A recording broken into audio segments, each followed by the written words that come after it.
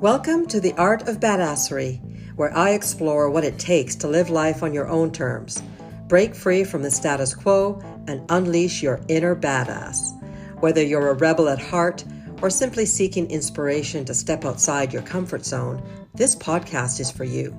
I'm your host, Mahara Wayman, and each week I dive into the stories, insights, and strategies of those who have mastered the art of badassery and are living life to the fullest. They smile when no one is looking. On this episode of The Art of Badassery, fitness instructor and founder of Revolutionary Wellness, Bishop Almeida, shares her journey of self-discovery and how she found her purpose in helping others find their inner strength and live authentically. Anne reveals her struggles with self-doubt and depression, including a defining moment when she realized that change was possible and that she didn't have to stay with her suicidal thoughts. Through her healing journey, Anne developed techniques for self-care that include setting intentions and subconscious healing. She discusses her experience as an energy healer using sacred geometry with us. Tune in to hear Anne's powerful story and tips on how you can live authentically and overcome self-doubt. Welcome to the Art of Badassery. Today, I'm so pleased to introduce Anne Bishop Almeida, a woman who epitomizes resilience and personal transformation. She was raised in Lexington, Kentucky, and embarked on a winding path towards self-discovery. After earning a Bachelor of Arts in Computer Science from the College of Wooster, she entered the corporate world, where external success masked her inner misery. Anne's life took an unexpected turn when she married her college sweetheart and started a family. However, after 15 years of marriage and the challenge of raising 5 children, her subsequent divorce led her to a profound reckoning. Birmingham, Alabama became her new home, an unexpected source of solace, despite living near her ex-husband and his new wife as they share custody of their children.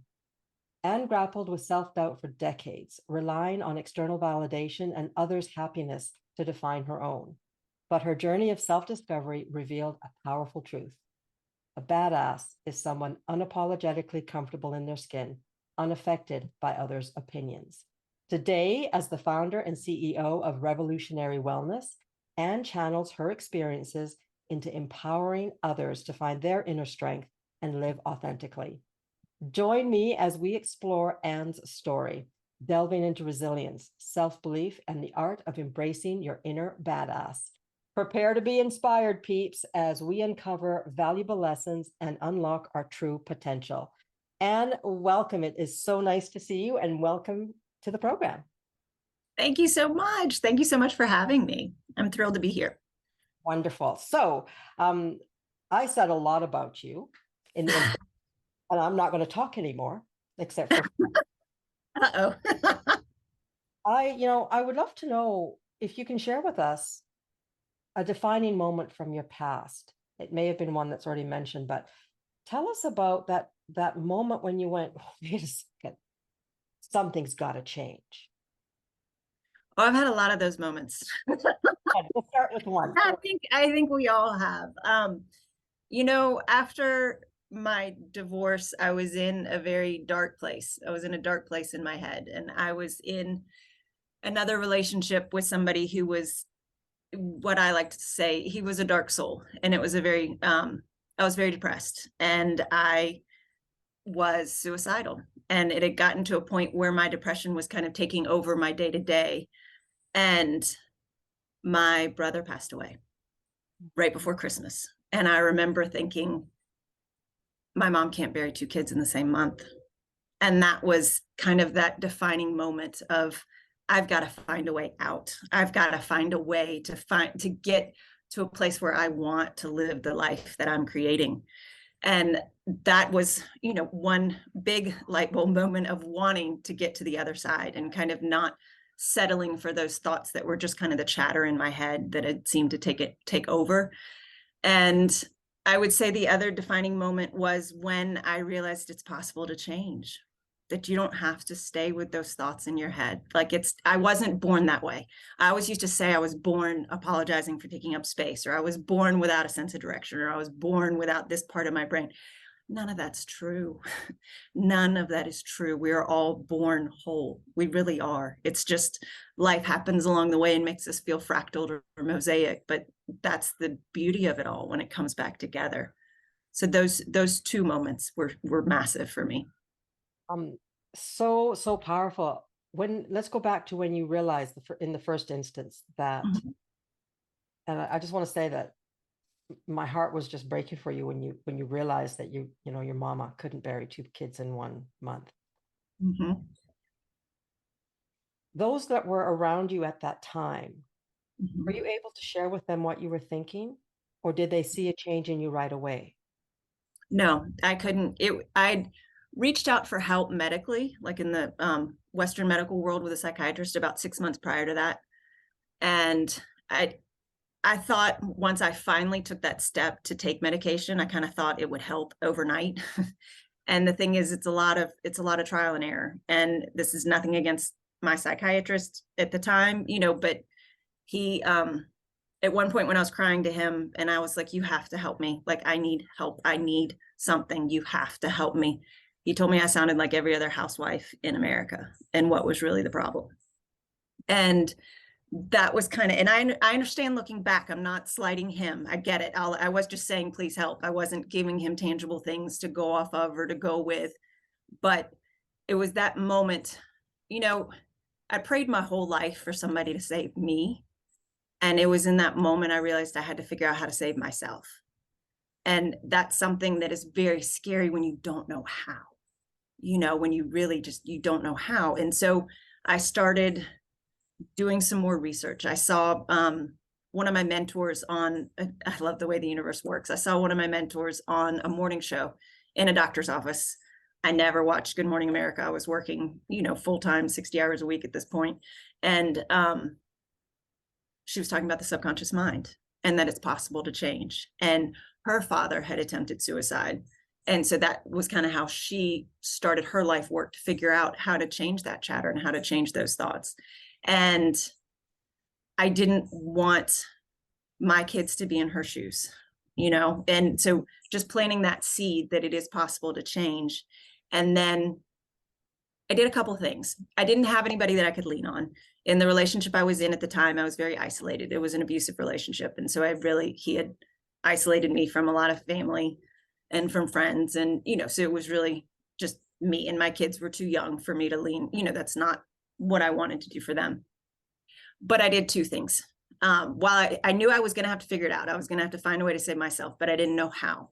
But I knew anytime I was in that kind of dark rabbit hole, in that really dark place, I was so grateful the next morning that nothing happened, that I got through to the next morning.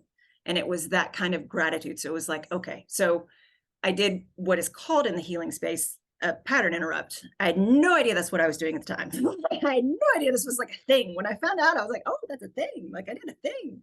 But I, the plans that I had to take my own life, I took it away. It was going to be in a garage, and I stopped parking in my garage. I started putting a whole bunch of stuff in my garage, so it was not possible to park in my garage, because that was where the weak moments happened. That was where the, like, can I do this? Can I do this? And the answer was always no, but I didn't want to even have that as an option. I wanted to be able to think about it more. And I'm still working on cleaning out my garage, but not for those reasons. It got a little bit too easy to keep all the stuff in there. But it was that, and it was holding on to, because when you're in that space, you genuinely don't believe that you're helping other people by living. Like, you're in, it's such a clouded mind. And it's hard for me now looking back. And I have other friends who've come to me before, and they're like, I can't say this to so and so, or I can't say it to so and so. It's shocking when somebody feels this way. So you keep it in, and you hide it. But you have to find that one thing, the one thing that you can do that nobody else can. And for me at that time, I was so convinced that my kids were better off without me. I mean, it is a sickness, it is an illness. You're convinced of things that aren't true, but that's really what I believed, that I was more of a burden for them. But I knew nobody could take care of my dog better than I could. And it was that, and I know that it sounds so as a mom, as a mom of 5 who loves her children more than anything, I feel almost like a betrayal in even saying that. But I genuinely didn't believe I was doing a good job with them. But I knew with my dog, she's like my little lifeline, and she's my kindred spirit. And that it's finding that one thing that can get you through to the next morning, because everything in life is temporary. Everything, no matter how permanent it feels, no matter how many mistakes you've made, it's all temporary. But ending your life is such a final thing that you can't ever take back. And so it's putting in kind of the stop gaps to make sure that nothing ever comes to fruition from those thoughts, that you can get through to the next morning. And so that was really, yeah. When you were sharing your story, and thank you for telling us, for sharing that with us, a couple things popped up for me, which was I really, when you shared that you would do a physical act, like you'd put stuff in the garage or you'd park outside of the garage, all I could think was, yes, that she's making a declaration to the universe. Yes. Whether you realize it or not, or it was a purposeful thing, I really believe that when we put a line in the sand, when we declare our worth in any type of action, the universe listens and people listen. And your parking outside of the garage is a beautiful example of that. I'm declaring my worth that I actually want to be here, and all of those little things. And the other thing I thought of was how special animals are for us. I am a fur mama. I have 2 dogs and a cat, and we've always had dogs. And I truly think that dogs are angels in disguise. There are Yes. angels here. And so I'm really pleased that you had your little Yes. baby. Yes. And it in time, things did shift to where once I started doing the work, where there were people that I could lean on. It just didn't feel like it in that moment. And I have to say, my ex-husband was one of the ones who I called.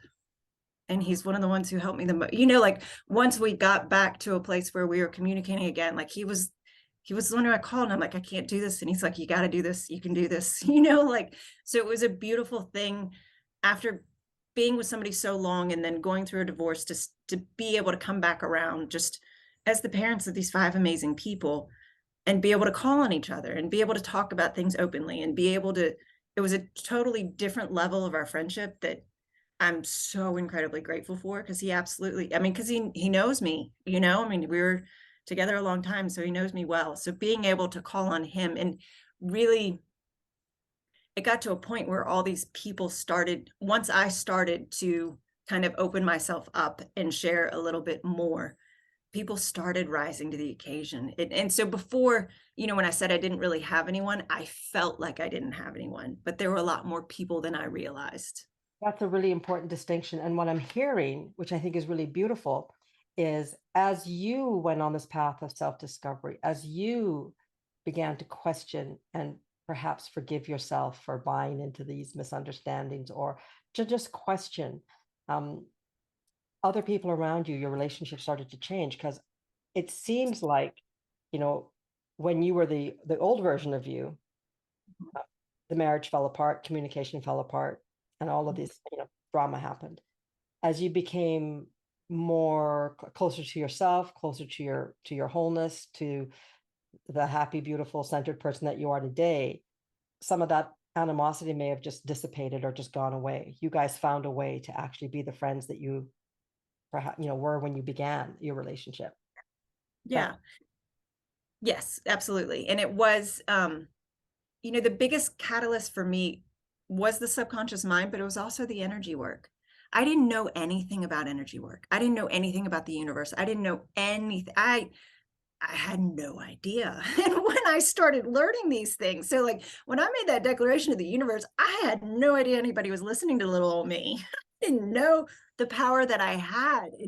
It really was, recognizing in your subconscious mind that it's possible to change, that's where the repeated patterns come in. But then also for me, grounding and doing things that are meditative practices. At first, it wasn't something where I could sit and meditate and connect to source. That was actually only in the last 6 months. But there were certain natural healing modalities that I was able to do that felt so right. And I didn't know how I knew them, but they, when somebody told me them, it was such a natural inclination and such a beautiful thing that to me, the biggest thing missing for people in the mental health space and people who are suffering is that component, the energy piece. And I love what you're saying, but I suspect that there are some people listening that would like a little bit more clarity on what you mean when you say energy. Like, what exactly are you talking about? The sun? All of the above, the sun, the moon, and everything within you. But yes, absolutely. So, when you walk into a room and you walk in and you're like, ooh, I don't want to go in there. That feels kind of funky, and you can just almost feel the tension in the room. That's energy. That's an example of energy. That's an example of how you can feel it. When you go outside and you feel the sun on your face, or you feel you feel the sun kind of come into your like coat over your whole body, that's energy also. If you think about somebody and all of a sudden they call you on the phone, that's another example of energy also. So there are little things that are peppered in that we know that we see on a day-to-day basis, but we think are coincidences, or we think are just, I don't know, they feel almost serendipitous, and they are, because it's all things are energy. Okay. So everything is made up of energy, people. Just that's the sort of the basic idea behind what you're sharing with us. And we are very intuitive, whether we realize it or not, and we can often respond and feel in our gut the cadence of energy around us. Okay. Yes, I like that word, the cadence of energy. And I'd had people at various points in my lifetime. I can remember a college professor was like, because I had undiagnosed ADHD, and was very nervous in tests and things. And she told me, she was like, you've got to learn to meditate or do something. She was like, you've got to relax. And this was way back in the mid 90s. So that was something that I pictured people sitting Indian style with their, thumb on their middle finger and just doing the om. And I was like, my chatterbrain's not going to sit still that long. Like, what is this business? This is crazy.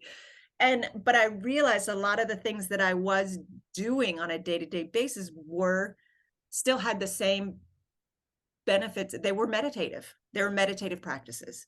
So in my workouts, I love to dance. And it's one of those things, like, I've never been professionally trained, but I love to dance, and I do it every day. And I teach people how to dance and all of those wonderful, amazing things. And that is a meditative practice. When you go in the garden, my mom is an avid rose gardener. She has beautiful gardens. And that's a meditative practice, because what it does, to me, meditation is something, ultimately, yes, your goal is to connect to your God, your source, the universe, however you view it. There is no right or wrong. And sometimes I call it our monkey minds, and I love monkeys, so it's nothing against monkeys, but our monkey minds make it so that we can't really sit and receive that connection and reach out for that connection. So there are other ways that you can do things to receive the same benefit as meditation, like the gardening and like the dancing and the working out and being outside and being around animals, as we were talking about our dogs before. All of those things have meditative benefits, I guess you could call them, because it helps the chatter in your mind kind of pause for a minute. So anything that you do where you feel like you don't have to think about it and it brings you joy, those are meditative practices. So very similar to becoming mindful, I think. Yes. Of course, my business is called Mindfulness with Mahara, so I'm really big on sharing with my clients. Again, to your comment, being mindful isn't necessarily about being a yogi sitting on top of a mountain, but if you can be fully present in whatever you're doing. In other words, you're not worrying about the future. You're not freaking out about the past. You're not fretting about what if. You are totally present, i.e. gardening, i.e. dancing, all of those things. Then it is a form of meditation for sure, because in my world, I'm present. And whenever I'm present, I feel connected to source. So I love that explanation. So I want to make sure I'm understanding the journey. Even back in college, you recognize that you were struggling with some anxiety, albeit undiagnosed at that time, ADHD.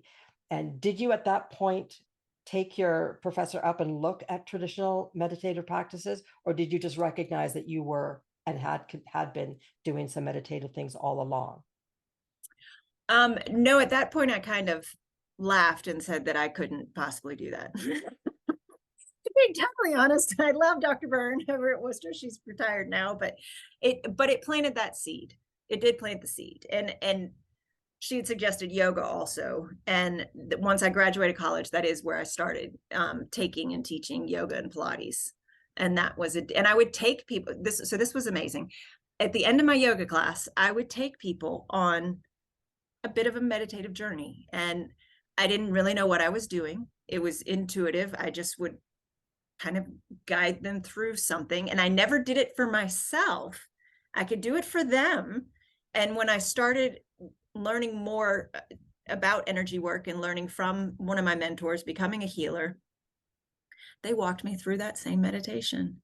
And I thought, well, son of a gun, I've been doing this for 25. I've been leading people through this for 25 years, and I had no idea what I was doing. But that's exactly what I was doing. I was filling them up with the light of the sun all the way through their body. This whole meditative practice that I had no idea that that's what I was doing, because I would tell myself I'm not good with labels.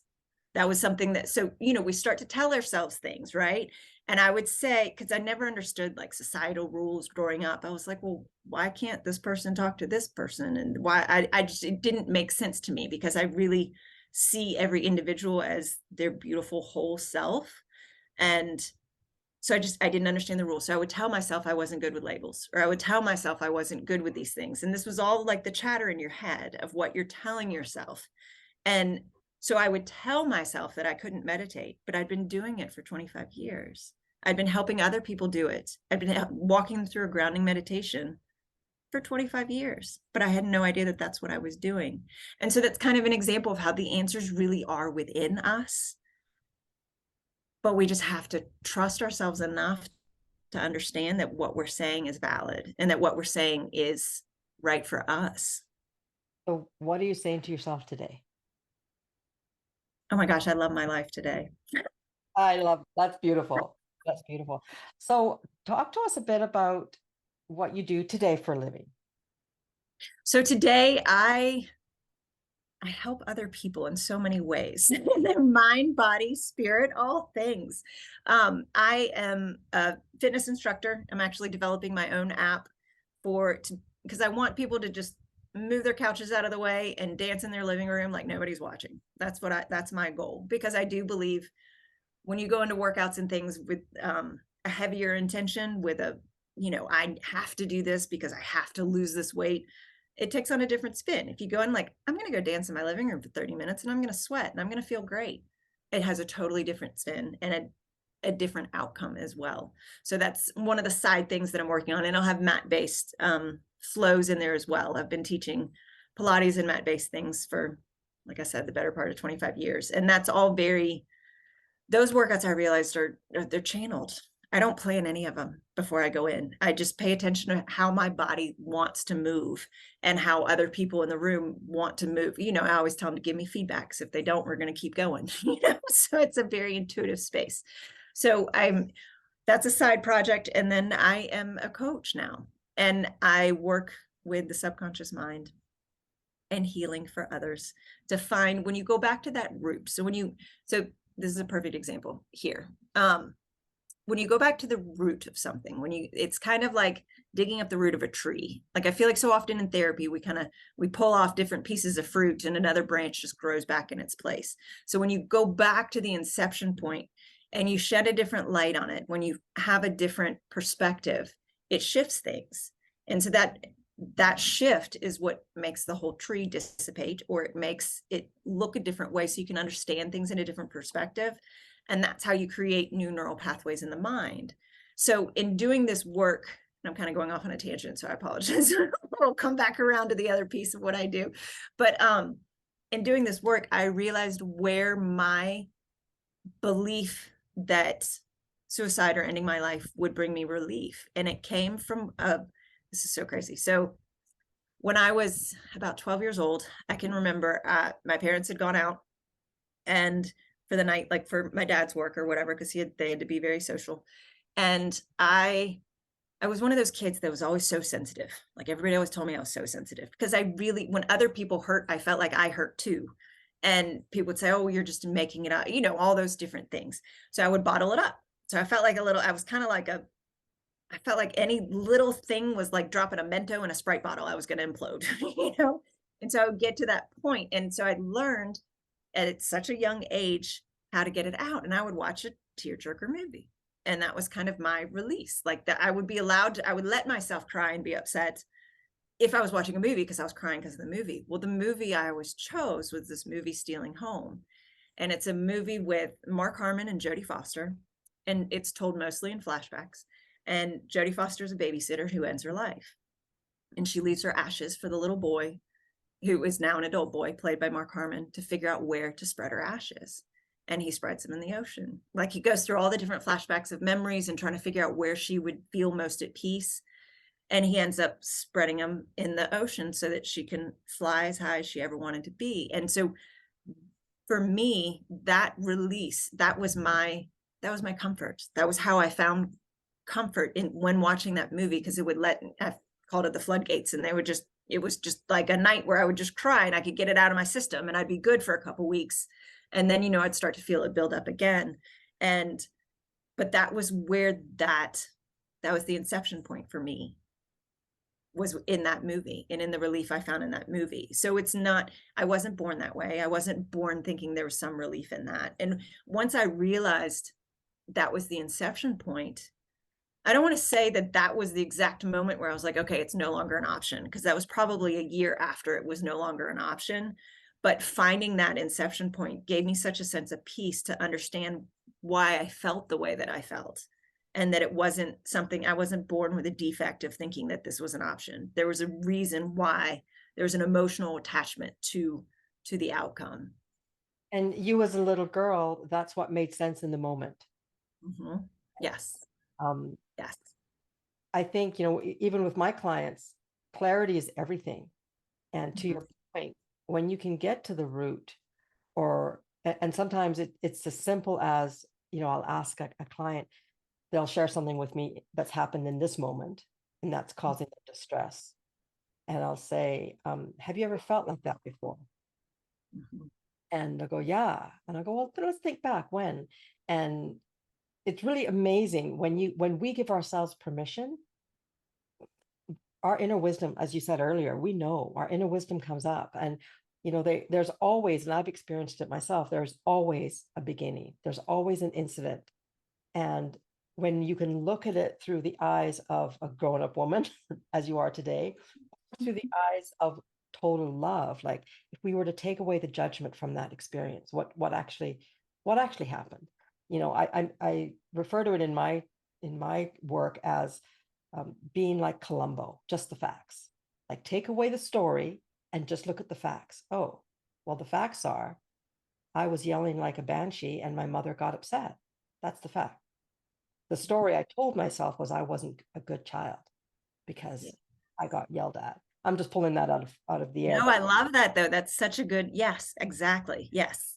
As humans, as spiritual beings having a human existence, we are in judgment constantly unless we are aware of it, and we can step back and we can go, wait a second, what's that? So I love that you recognize that, and that you found that peace. What else do you do? Because you said there were two things. You got off on a tangent. You said, I'm going to come. We always come back around. Yes, I'm an energy healer. And by saying, it's funny, one of my mentors, I overheard her saying that I was one of the most powerful healers she's come in contact with.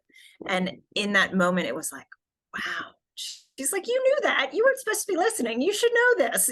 So again, the permission and what we tell ourselves. But energy healings for me, I use sacred geometry. So it's a little different than Reiki. A lot of people are familiar with Reiki. And using sacred geometry allows me to do the healings remotely, in essence. So I can do them from anywhere in the world. I've done healings for people all over the world. And some of my clients, I had one gentleman who had PTSD, nightmares from his time in the service for the past 15 years. And he's been nightmare free for almost 2 since he had a healing with me. And that was just one healing. I've had people come in with physical ailments. I've had somebody come in with a broken bone. And trust me, y'all, I understand. For me to say I healed a broken bone sounds absolutely wackadoo. I get it. Like, I promise, I understand how crazy that may sound until you've seen it for yourself. But it's amazing. Our bodies are designed to heal themselves. We just have so much programming and so many things that get put into place to where we start to doubt ourselves, and we don't give ourselves permission. I love that, giving yourself permission to be that powerful. But every single one of us is that powerful. Okay, so because you're right, when you said that, I had a little jolt inside going, oh my gosh. But for me, because I live in this world as well, I'm very familiar with energy healing. What I'm hearing is you facilitated your client to harness their energy and and make a shift in their body. Like, it's not your, is it your energy that's making the difference, or is it their own energy that they're harnessing? It's actually divine energy that I harness and channel for them for their body to heal using sacred geometry. So it's some of my energy, but it's mostly divine energy. And when I say divine, I mean, it can be whatever you believe. Like, people ask me questions and I'm like, there is no right or wrong. That's the thing. That's the hard part that I have with conventional religion, is that it seems people are just battling each other over which one's right. And at the end of the day, everybody's right because it's what you believe. So here's a question for you, and I didn't know we were going to be talking about this, but but I think I'm sure people are asking this themselves. Is their belief necessary? For energy work or for life in Any general? work, just for the work that you do. No, it will Wow. work no matter what. Okay. It will work no matter what. And it's amazing because I've seen both. I've seen people who full on believe, and I've seen people who are like, there's no way this is going to help me. And I've had them come back and say, oh my goodness, my life is completely changed. I've never done energy work, but I do remember I did a past life regression when I was in my 20s. Yes. I went into it as the biggest non-believer. In fact, I treated it like, kind of like a joke, like just a lark, some entertainment. 40 bucks, 30 odd years ago, 35 years ago, I spent 40 bucks for a past life regression. And I went in, I was so cerebral at the time. I'm like, I'm gonna catch you out. I am gonna make sure I'm gonna pay attention. I'm gonna, make sure that I'm very clear with what I say. I'm not gonna give you any hints, Yes. whatever. And when I left there, I'm like, okay, I believe.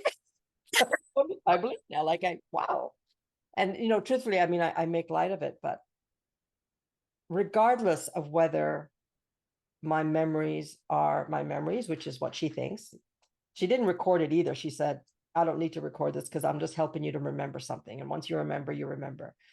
Yeah. But I realized that regardless of whether it was a true memory, and this was, I recounted some past lives that were most affecting my current life, or I was just a highly imaginative, 20-something-year-old. Both options were amazing because I came up with this in the moment, like, or wow, okay, so life really does operate this way. That's so interesting. Like, so to me, it was win-win once I let go of my determination to prove her wrong. Yes. So a little side note there, people. I'm not quite sure how that made its way into this podcast, but it It did. was meant to. It was meant to. Okay, so you are a fitness coach. You help people through experience energy shifts and joy through movement. Do you still do? Yes. Yes, I still do that. Yes. You also are an energy healer. So Mhm. you're able to channel the divine energy through, how did you refer to it? Geometric, Through sacred geometry. sacred geometry to um, help clients with any manner of challenge, or is it typically a pain, something that's pain, like It's any manner of any type of challenge that they may have. And one of the big things that really was a huge game changer for me with energy work that anybody can try who's listening to this is, and it plays into the healings also, it's your intention. And it plays into my workouts too, your intention. So setting intentions is one of those things. You can think of it as a prayer. It apps in to some extent it is a prayer, and people have been praying for, I'm not counting time, but you know what I mean. So when you set an intention going into the healing, I usually set the intention to heal what is ready to be healed for the highest good of all. So our healing journey, it's kind of like an onion layer. And so it's never fully done, which is one of those things you're like, yeah, I just really want to have one session and then be done. And so certain things can be handled in one session, but they're all different layers of the onion. And so setting intentions is something that I do before my healings. I do it before my coaching sessions. I do it when I start my day, even to set intentions for how the day is going to be or how I'm going to sleep. And it's not something that I want someone to hear and say, oh gosh, it's another thing that I need to do or that I did wrong. Like in the beginning, when I started learning about intentions, and I would forget to set an intention for the day. And I'm like, oh, great, messed that one up again. I didn't set an intention for today. So this is not for somebody to think, oh, I need to do one more thing and not do it right. So it's just when you feel called to set the intention or to start your day. And it's literally as simple as saying, I'm setting the intention to feel amazing today, or to see the magic of the universe today, or to feel whole today, whatever the intention, whatever feeling you want to feel. And so with my workouts, that's something that I have people do in the beginning. I have them pause for a second before we start, whether we're on the mat or whether we're dancing, and we set an intention. How do you want to feel when the workout's done? Like, what do you want to feel? Like, genuinely ask yourself, because so many of us get stuck in the shoulds and I shouldn't feel this or I should feel that. And the reason why all these things get funky and you start to feel like life is happening to you instead of for you is because of all those emotions that get stuck and all those things that get trapped. And that's where they call them energetic blocks. And, there's a variety of reasons why they come in, but a lot of it has to do with emotions. And I feel like intention is the most beautiful way to go back to those emotions, those raw emotions that you want to feel on a daily basis. I love that. And it ties really closely into something that I feel strongly about, which is the power of language. I think that yes. don't know how we only know, I feel stress, for example. And I teach my clients to say, now let's go a little bit deeper. Is it stress? Is it anger, disappointment, fear? There's so many other beautiful words in the English language, in all languages. So I think that, to your point, setting an intention is a beautiful way of declaring to the world, to the universe, to the spirits that stand on either side of you, how you want to feel that way, and having the language to explain it, articulate it, is really beautiful and powerful as well. So, okay, yoga, dance, setting intentions, an energy healer. Did I miss anything? A coach also. Yes, a coach.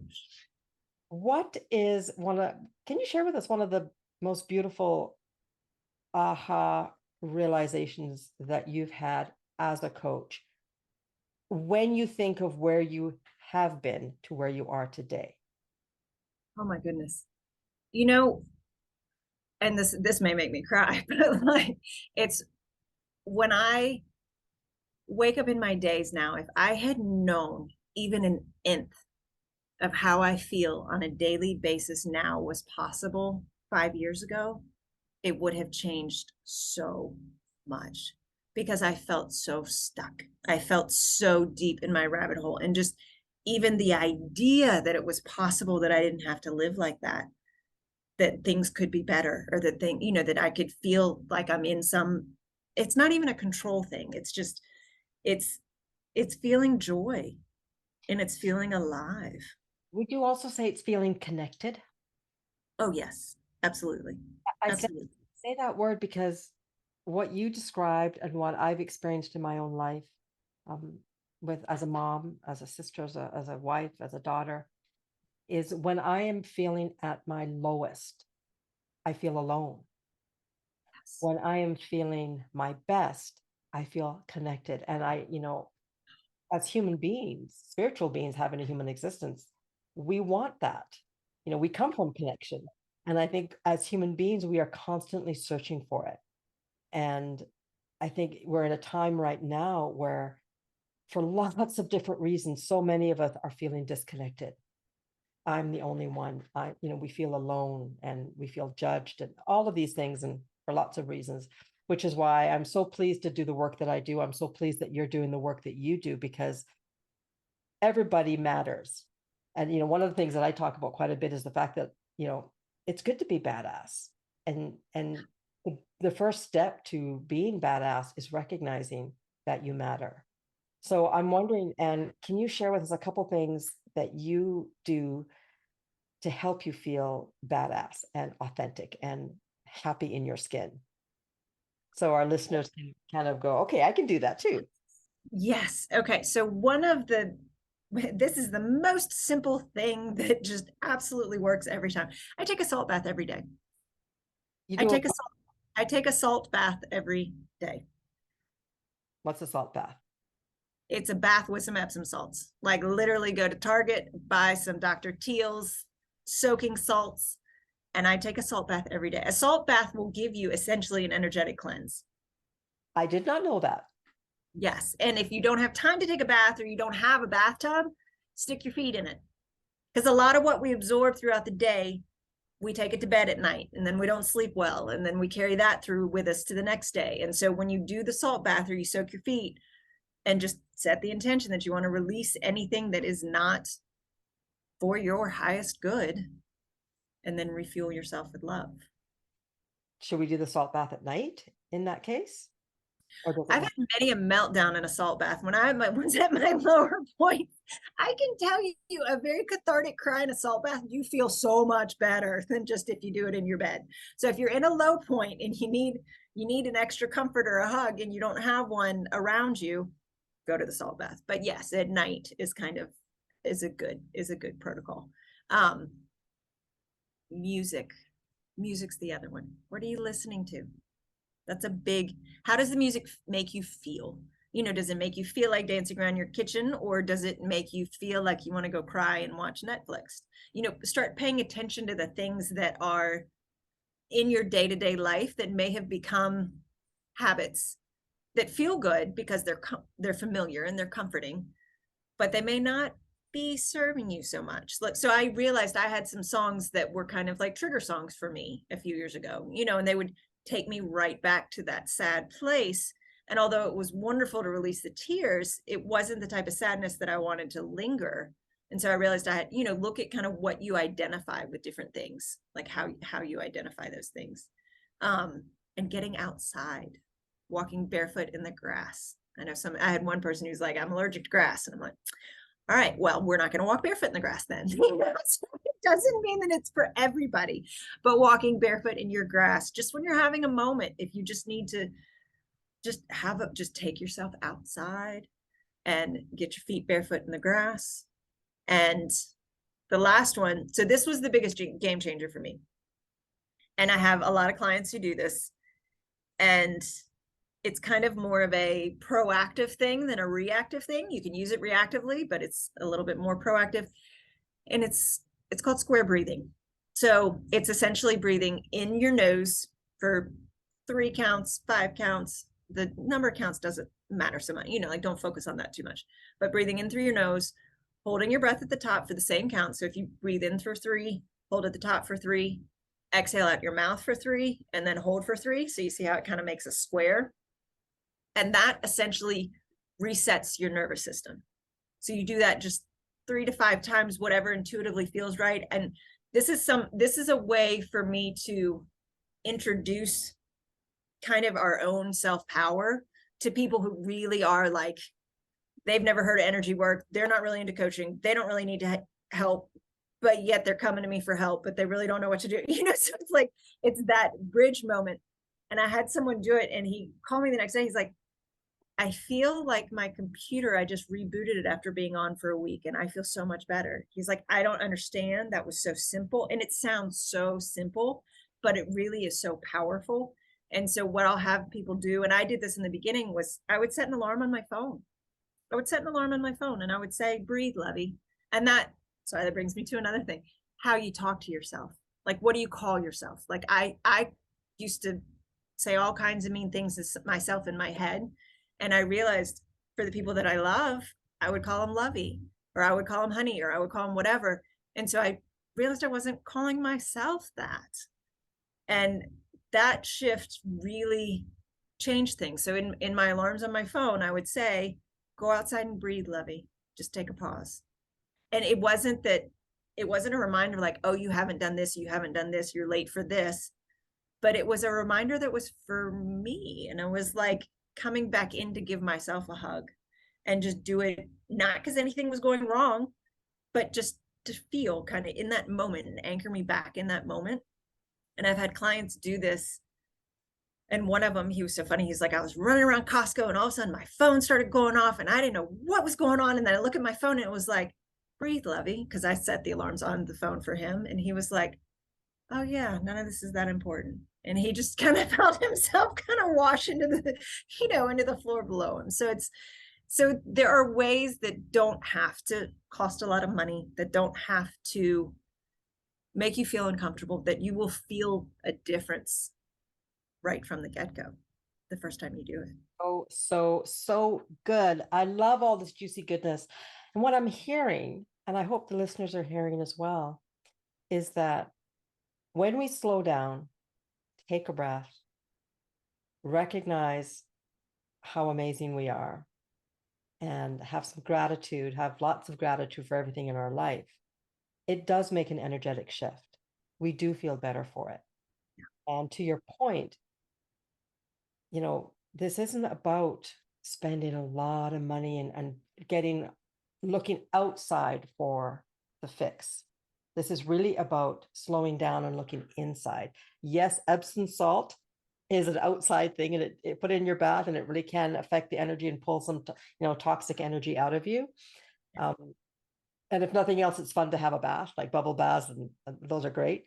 But really, everything that you've been sharing, Anne, has been an invitation to go inside, to do what we do naturally, to smile, to love, to laugh, to dance, to connect, Yes. share.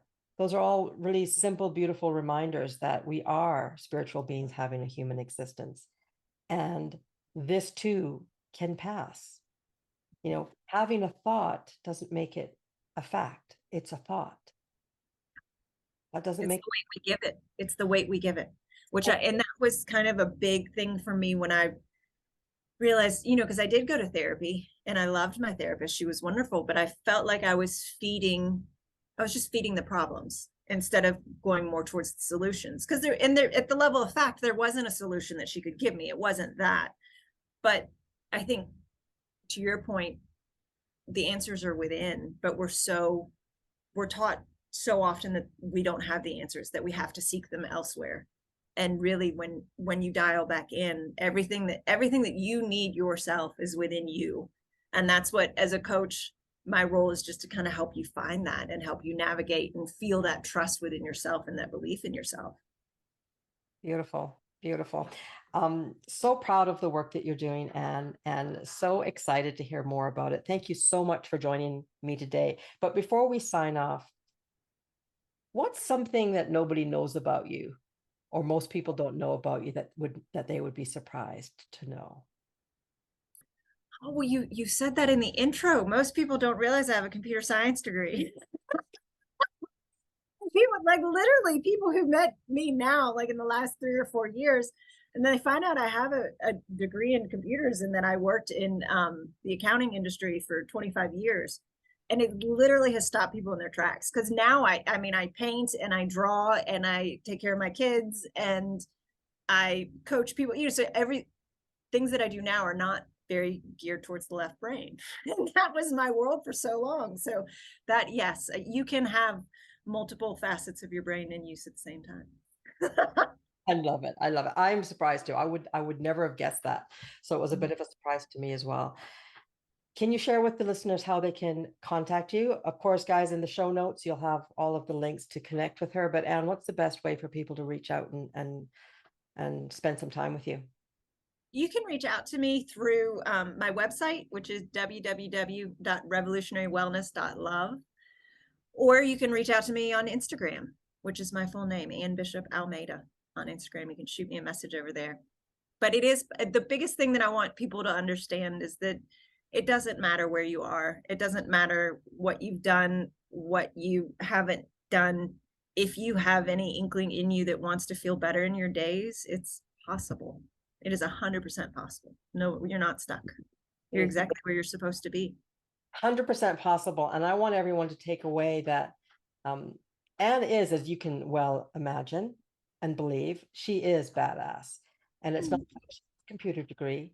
It's not because, she lives in this beautiful home. It's because I think she has recognized her strength and her beauty in who she is, challenges and all. She is, and we all are, we're all children of the universe. We're here for a reason, and we matter. We all matter. So I hope you're having an amazingly badass day. Those of you that are listening, thank you for joining us today as I chatted with my friend Anne, and look for the show notes for a way to connect with her. Thanks, everyone. We'll see you next time. Thank you.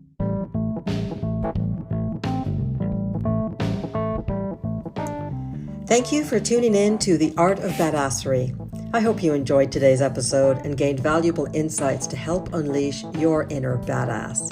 If you found this podcast helpful, please leave a rating or review on your favorite platform. Your feedback not only helps me improve the show, but it also helps others like yourself discover the podcast. Until next time, keep embracing your authenticity and living life on your terms. Here's to you.